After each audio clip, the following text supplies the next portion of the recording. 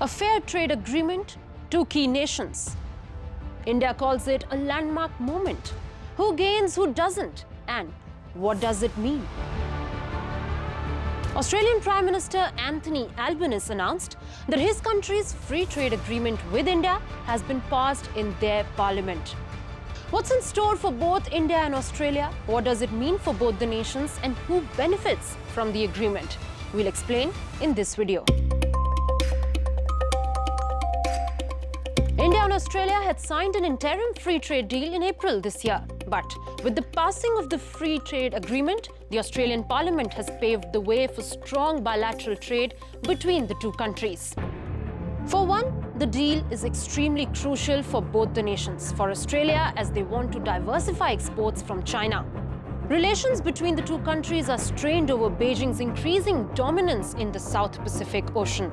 At the same time, China is also involved in territorial disputes with India along the Himalayan frontiers from Ladakh to Arunachal Pradesh.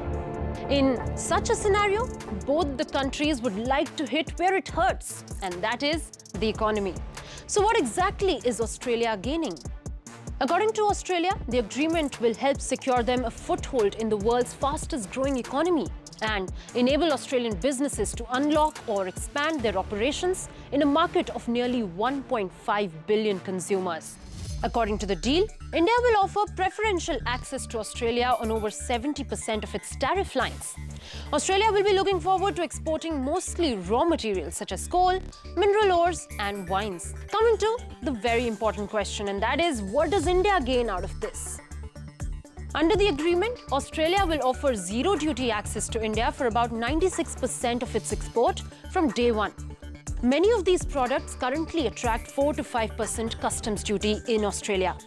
Labor-intensive industries in India such as gems and jewelry, textiles, leather and footwear, furniture, food and agricultural products, automobiles, railway wagons, medical devices and engineering products will benefit the most.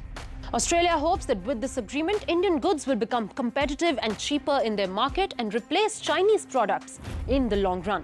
Union Minister Piyush Goyal has gone out to say that after this deal, visas for Indian chefs and yoga instructors, along with the assurance that every child who goes from India to Australia will be given an opportunity for employment there.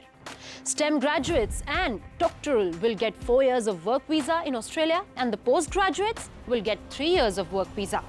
Speaking on the deal, Goyal also said that the IT sector could be the biggest gainer.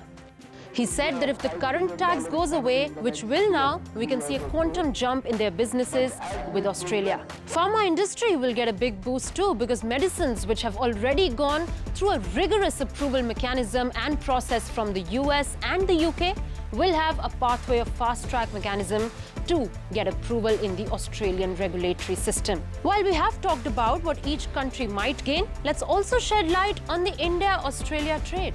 Recent years have seen remarkable growth in trade between India and Australia. Two-way trade in goods and services has grown from $13.6 billion in 2007 to $24.3 billion in 2020. The Indian government feels that with this deal, the initial size of bilateral trade between India and Australia can go up to around $45 to $50 billion in the next 5 to 6 years.